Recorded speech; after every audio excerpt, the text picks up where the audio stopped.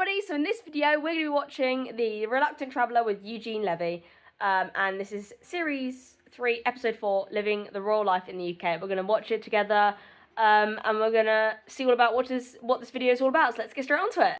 I've watched about 10 minutes of it. I can't share the entirety of this video. I'll show as much as I can, I'll react to it, give some commentary, do some reporting on it. But I can't unfortunately share the whole entire episode, obviously, because of copyright reasons, but I'll share as much of it as I can. We will skip the part where Eugene Levy actually meets Prince William, because the other stuff is not irrelevant, but it's talking about Prince William's life, which, we know about. The other stuff the other stuff ahead of this point is basically him turning up to London, him looking around London, him arriving at the Goring Hotel, which is where the Princess of Wales stayed the night before her wedding, so it's very prestigious. Him getting some dog treats from the Goring, which again reveals why he had some dog treats in his pocket. They were for Orla, which we'll meet later in this video. We've kind of all seen the snippet of that on like Hello Magazine and the news and stuff like that, but yes, that's where he got dog biscuits from, the Goring, which probably explains why Orla likes him, because she has a very specific palate. And then, obviously, he wakes up in the morning, goes to Windsor, and that's basically what I watched so far. If you want to watch the whole entire thing on Apple TV, you can do after this video. I'll put the link in the description, where you can go get yourself a 7-day free trial on Apple TV+. It's not paid, this is not paid advert at all. I'm just saying that you can get a 7-day free trial on Apple TV. It is really, really good, so if you want to kind of just watch this without paying, you can. So yeah, give it a try. There are actually lots of other shows on Apple TV that are quite good as well, so if you want to watch like cartoons and stuff, it's quite good. But yeah, anyway, let's get straight onto this, and I'll stop yabbling on. Let's get straight onto it. But it's all good. And the day is perfect. It's just kind of a drizzly, rainy day. It could not be more English. It's raining. It's raining today. Thank you. Well, so far so good. I'm on time. I do know he's not prompt, and don't think I won't be bringing that up. Very excited.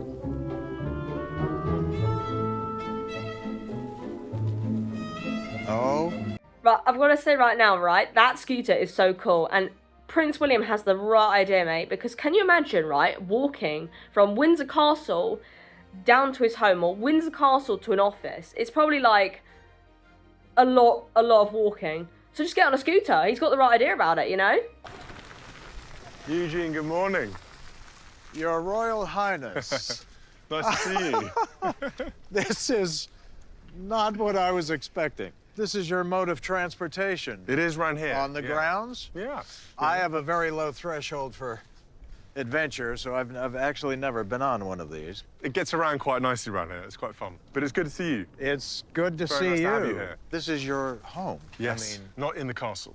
So we live down outside the castle. My father spends a lot of time here, but we don't actually live in the castle itself. But we come and use the castle for work and for meetings and I see. So, and I'm always... Thank you so much. Prince William literally just confirmed to all the haters and all the critics, the royal work does not just include engagements.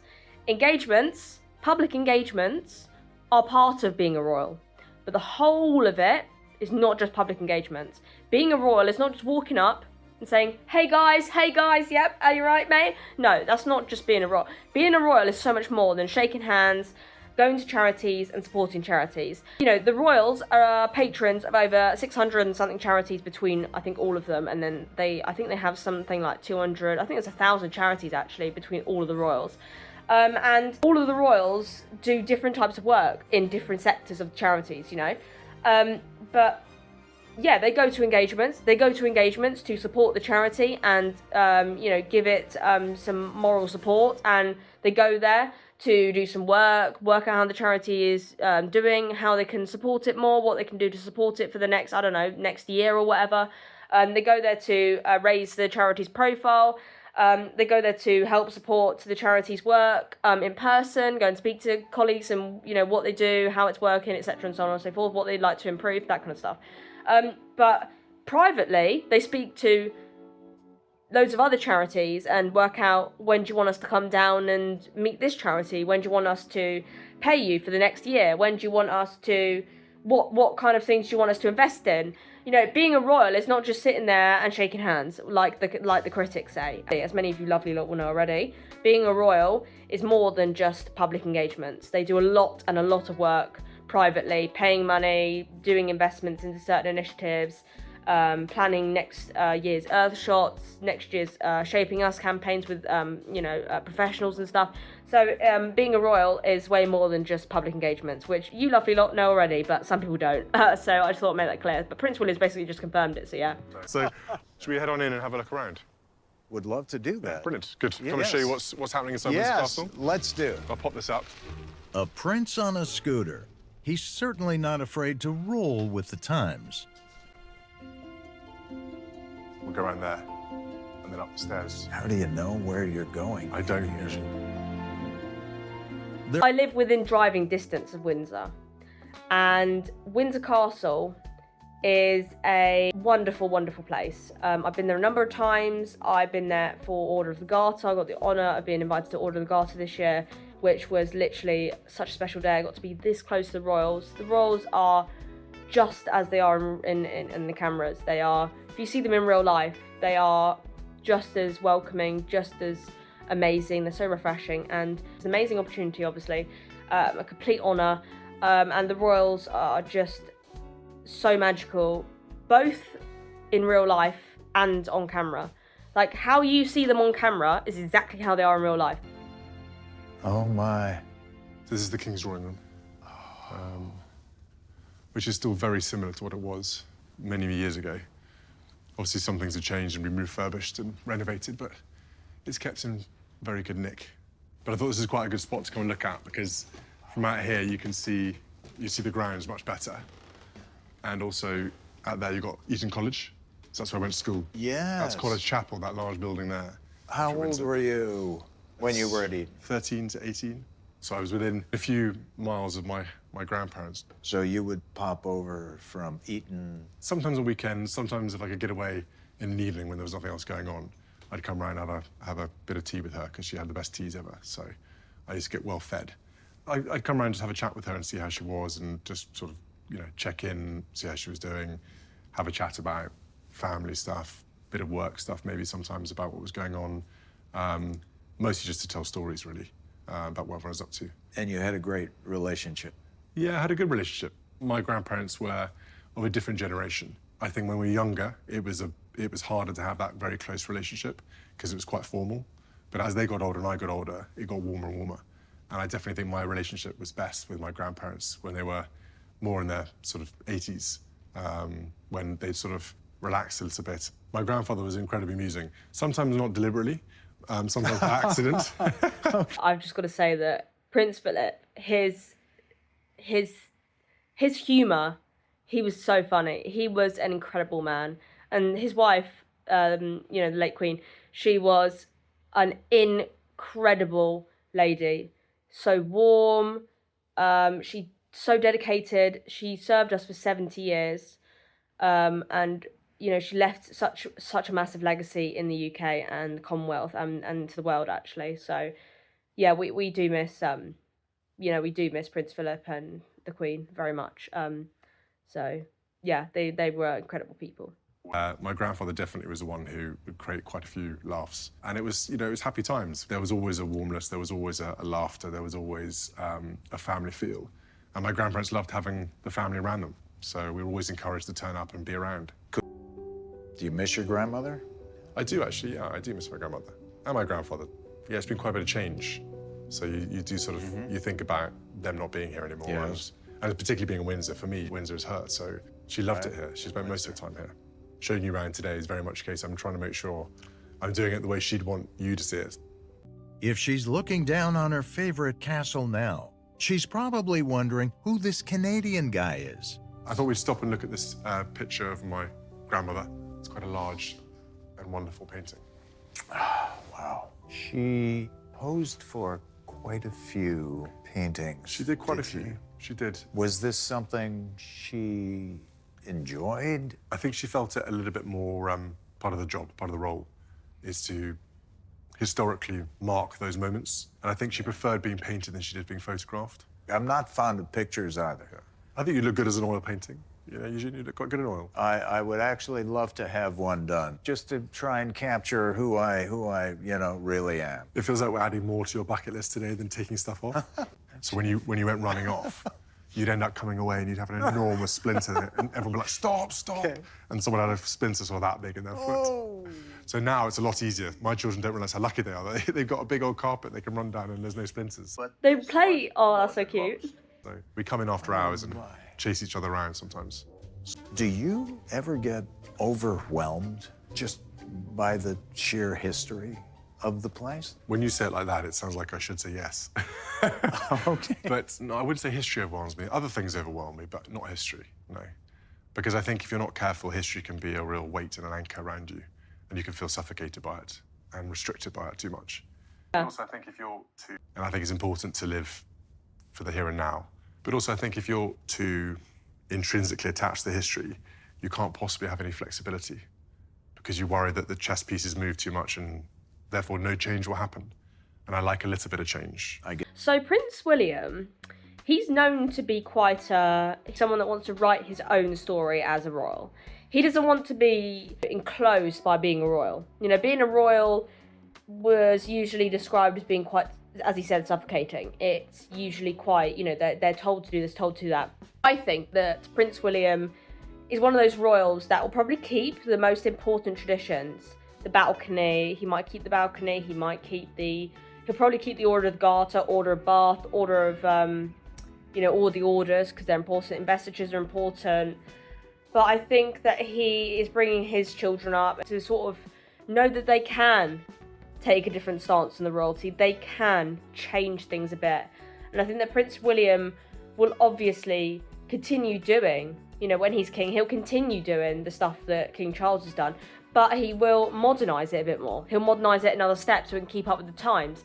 And I think that he's also teaching his children, you know, when you're big royals, when you're older, you know, he's probably teaching them that they can choose a path they want to go in. You know, they can go into childcare and, you know, they can go into health and help the health sector, and they can go into, you know, motor, you know, stuff like that, and aircrafts and anything like that. They can, you know, focus on an area which makes them happy. And I think that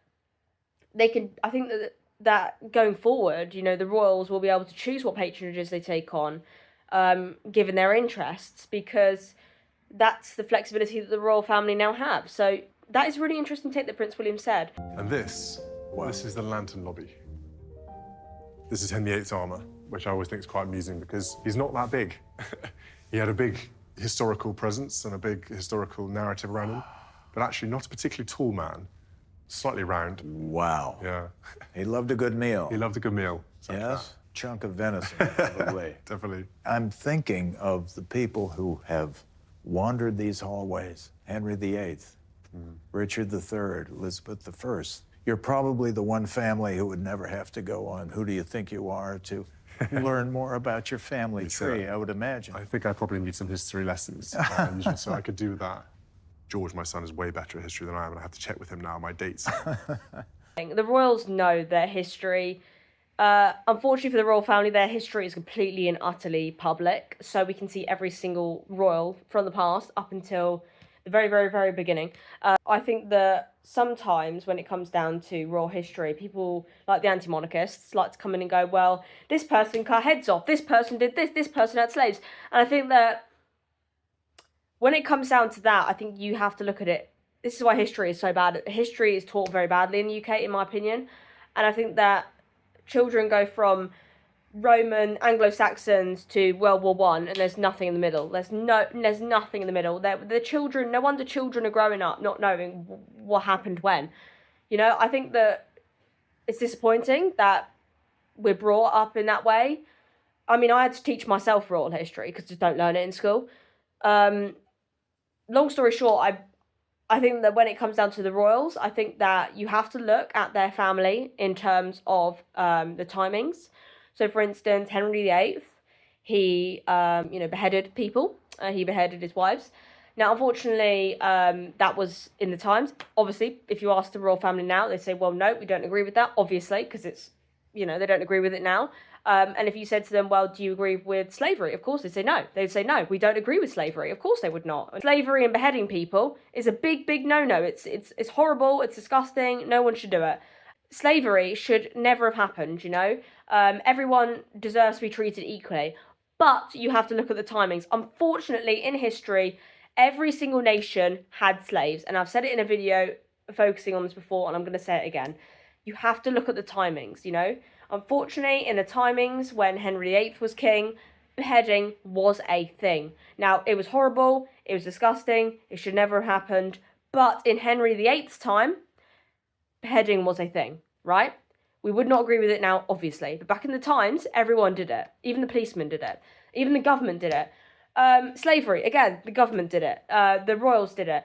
Every single probably some of your ancestors did slavery. It doesn't mean you're a bad person, You cannot judge the royals of today with their past family. That's just not how it works.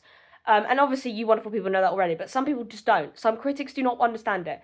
They just think that everything, everyone's family, just because they're public, they can start scrutinizing it.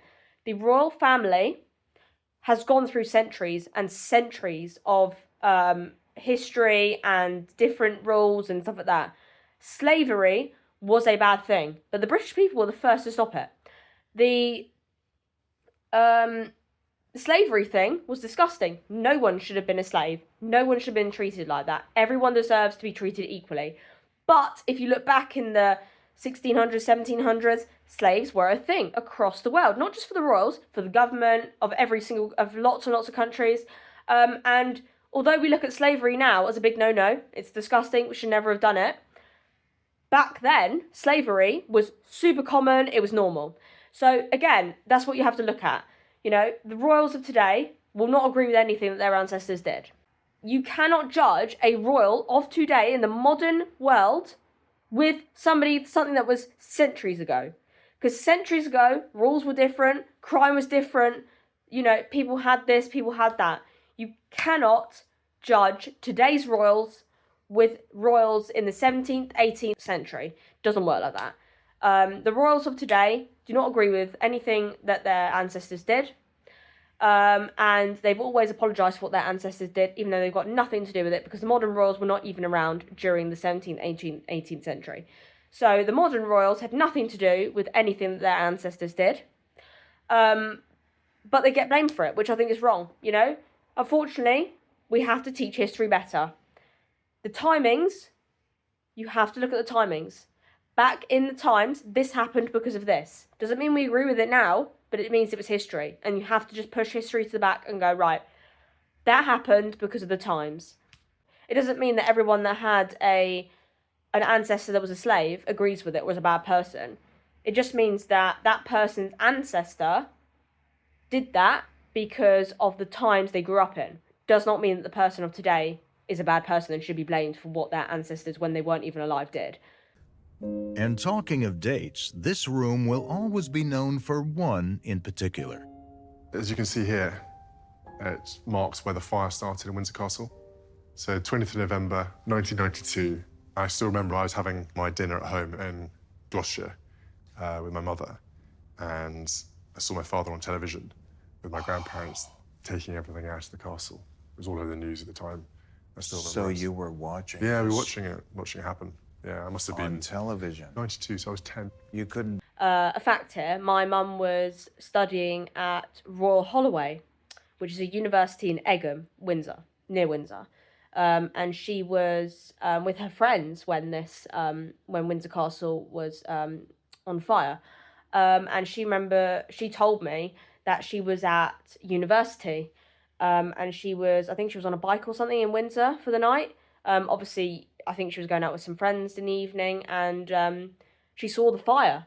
And I think she was either cycling to be with her friends, or she was at the halls in Royal Holloway or something like that. I don't actually know the details, but long story short, she saw the fire, and she was in the area apparently. Don't quote me on it, but I think she was in the area when the fire happened, and it's she told me about it, and yeah, it's very, very sad what happened. It's very, very sad, but they had to rebuild that area of Windsor. Put it all together. Probably put it all together when you were No, the watching time you're in watching it, terms kind of what of, also, it when is. it's on television, you feel it's a film. Yeah. So it kind of doesn't feel real. Right.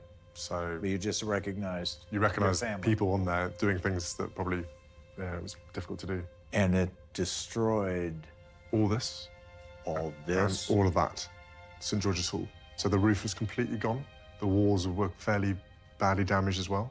So the whole roof fell in. I remember seeing news footage of your grandmother, Queen Elizabeth, who was on the grounds. Yeah. So my grandmother, my grandfather, my father came as well. I think my aunts and uncles came here too. And they were all part of the team, like a sort of human chain, taking stuff out of the castle as quickly as they could.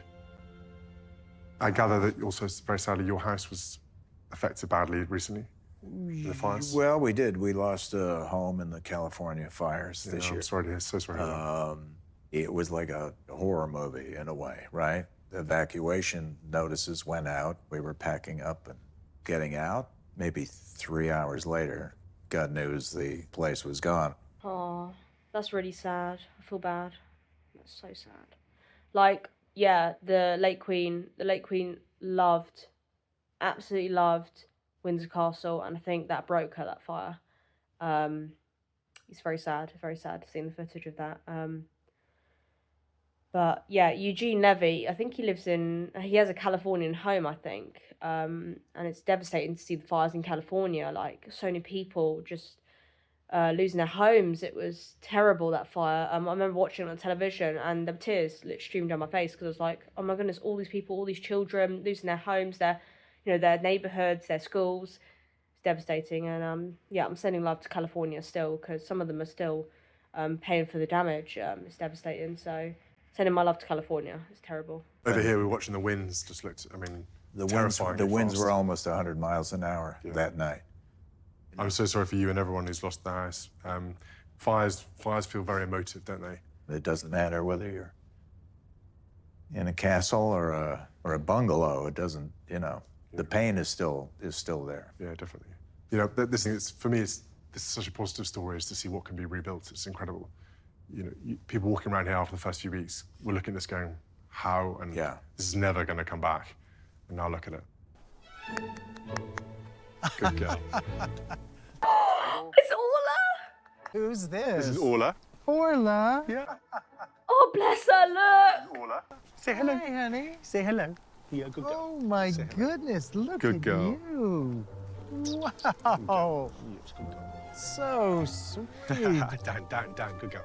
She thought that was a walk-on, so she's now very, very excited about going Oh, on a walk. my. Yeah, good Well, girl. look what I got. Some dog treats Ah, very nice. for little Orla. See if she likes them. She might take them off you. She might. You think? Try Is it, this yeah. good? Is this good? There's a chance she rejects them, so it's a 50-50 call. See what Right. happens. Let me see. Orla. Oh, you like that? There you go. Huh? Oh, my goodness. This is going down well. Look, you're getting the look, which is like, please feed me. And that'll do it. Yeah. Oh, my goodness. So she's actually the niece of our other dog, Lupo, who sadly we lost in lockdown. Were you there? Yeah, we were all there When it sadly. Yeah, happened? it was very sad. Yeah. Oh, I'm sorry. She likes you now. Yeah, she... I've got to say that when I heard about Lupo back in lockdown, it was devastating. But I didn't know. I did not know that Orla was her niece, was his niece. So I didn't know that. But yeah, Orla, beautiful name. Lupo was such a beautiful dog. Again, the same black Cocker Spaniel, I think they are. He was beautiful. But I didn't know that Lupo's niece was Orla. So they're obviously family. But yeah, it's really, really sad that what happened to Lupo. So sad what happened to him. It was such a shock as well, because I didn't know. I just saw the post and I was like, oh my goodness, that's so sad. I remember it. I saw the post and I was like, oh my goodness, it was so sad. Now she knows there's biscuits doesn't involved. she? Oh. You'll be top of the list. The tour guides get to hear some funny stories. We heard back one time that I won't name the nationality of the tourists, but they were looking around the castle going, wow, this place is incredible. But why did they have to build the castle so close to Heathrow Airport? Windsor, just for information, Windsor Castle was literally there centuries before Heathrow got built. Which has gone down as the sort of #1 quote of a tourist going around Windsor Castle. Would you call it a 9 to 5? Not really, no. Okay. Doesn't quite work like that. But I do try and stick to school timetables as best as possible. So most days we're in and out of school doing pickups and drop-offs. Getting the balance of work and family life right is really important. Because for me, the most important thing in my life is family. And everything is about the future. And about, if you don't start the children off now with a happy, healthy, stable home, I feel you're setting them up for a bit of a hard time and a fall. So it's about making sure that we can look after our families and look after our children in a way that we feel is best for their future. What do you do when you're home? Sleep. Really? When you've got 3 small children, sleep was an important part of my life recently. They're now, luckily, they're at a certain age where, unless they're ill, they do sleep pretty well. So that's a bit of a relief. But when you've got 3 small children growing up and they're waking up at all sorts of the night, it is quite exhausting, as every parent will tell you. Would you all sit down at the dinner table together? Yeah, absolutely. Yes, Yeah, okay. definitely. So sit and chat is really important. None of our children have any phones, which we're very strict about. That? That is really interesting. See, I've done shorts before, right? You wonderful lot will already know this, but I've done shorts before where I've been like, oh, do Prince George, Princess Charlotte, and Prince Louis have phones? Because if they have phones, how do they monitor what they see on the internet and stuff? And it's kind of like a really interesting thing to sort of think about. I guess they would put like ad blocks and stuff like that on to make sure that their children are safe. I think that all parents should do that anyway. I personally think that all parents should make sure that their children have a safe phone. You know, their children should not be 4 and 5 years old and spending time on TikTok with people swearing. So that's just my opinion. I don't have children. And I'm not disrespecting any parent that lets their 4-year-old on TikTok. But all I'm saying is that I think that keeping your kids safe online is super important until they're at a certain age where they can understand how to use social media and stuff like that. So, but, you know, we thought that, you know, some people give their kids... I mean, I had my first phone at 13. My brother had his first phone at 10. So, at the end of the day, I thought, oh, maybe there's a possibility that Prince George, maybe Princess Charlotte have their own phone. But turns out they don't have their own phone, which is probably better, to be fair, because they probably have their own computer and a tablet, because obviously Prince George and Princess Charlotte and Prince Louis go to Lambrook. So, you know, if you've known about the school, Prince George and Princess Charlotte will definitely have their own computer for, you know, remote learning, not remote learning, you know, like interactive learning at Lambrook. But when it comes down to Prince Louis, he's probably still using the pen and paper. And Prince George and Princess Charlotte still use paper, obviously. But, you know, through their interactive learning, Prince George and Princess Charlotte and Prince Louis will all be learning how to use computers and computer science and whatnot. I think that if you can keep your children, you know, doing interactive stuff, painting, drawing, colouring, maybe watching a bit of TV here and there, then that's probably a little bit better for their mental health.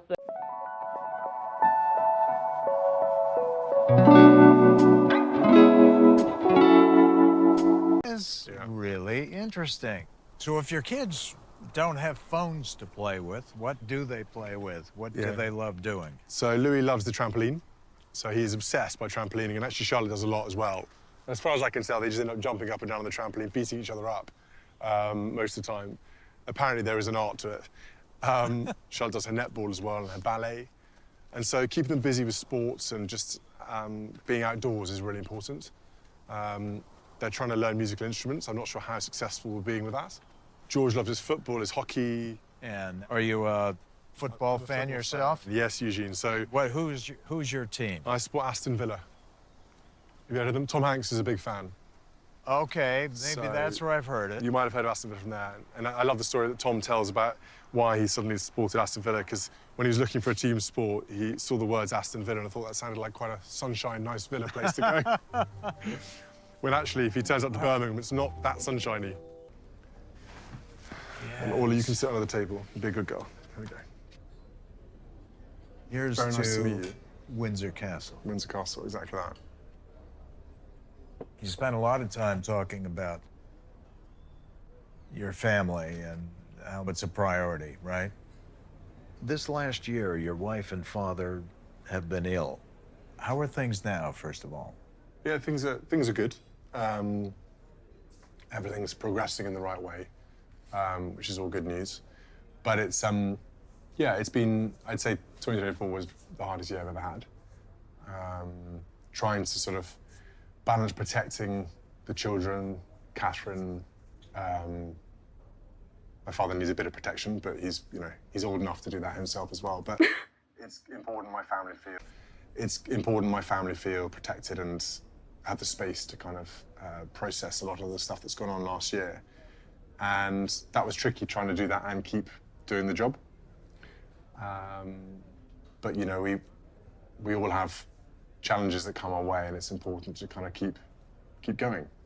So, you know, I enjoy my job, but sometimes there are aspects of it, such as the media, the speculation. Yeah, I've got to say, I just don't understand the hate. Like, people want people to do good stuff in the country. The royal family does so much for charity, so much for the country, represents the country beautifully. And people want to get rid of them. Yet the government are destroying the country, and people are like, oh my gosh, yes, let's keep everyone in Parliament, mate. So Parliament steal from us, and people are like, oh my god, let's clap them guys. But then people want to get rid of the royal family. They're doing amazing stuff for this country. It's ridiculous. Like, the royal family are good for this country. If you hate the royal family, just ignore them, mate. Just ignore them or move countries. You know what I'm saying? You know, the scrutiny that make it a little bit harder than other jobs, and it's just making sure that that doesn't overtake and intrude into areas at times when you just want a bit of space and a bit of peace. You're unable to just say time out. And I think it's also important because if you're not careful, you can intrude so much into someone's life that actually you start unpicking everything. And growing up, I saw that with my parents, is that the media was so insatiable back then. It's hard to think of it now, but they were much more insatiable. And they wanted every bit of detail they could absorb. And they were in everything, literally everywhere. They would know things, they'd be everywhere. And if you let that creep in, the damage it can do to your family life is something that I vowed would never happen to my family. And so I take a very strong line about where I think that line is, and those who overstep it, where I think that line is. Yeah, they need a public life, but also a private life. You know, I'll fight against. But equally, I understand in my role, there is interest. We have to work with the media, they're all there. So you have to have a grown-up sort of situation with it as well. And Catherine is in remission now. yes. Yes, she is, yeah. which is wonderful. It's great news, exactly. How did that affect the children, if I may ask? Everyone has their own coping mechanisms for these sorts of things, and children are constantly learning and adapting. We try to make sure we give them the security and the safety that they need. And we're a very open family, so we talk about, you know, things that bother us and things that trouble us. But you never quite know the knock-on effects it can have. And so it's just important to be there for each other and to kind of reassure the children that, you know, everything's okay. Right. My roles and my responsibilities, seriously, but it's important, like I said to you earlier, you don't feel they own you. You have to own them. Would you have the same feeling about your son becoming king as well? It's an interesting question, and it's a big question, that one, because there's lots of things to think about with that. But obviously, I want to create a world in which my son is proud of what we do, in a world and a job that actually does impact people's lives for the better. That is caveated with, I hope we don't go back to some of the practices in the past that you know, Harry and I had to grow up in. And I'll do everything I can to make sure we don't regress in that situation. It sounds like the monarchy will be shifting in a slightly different direction.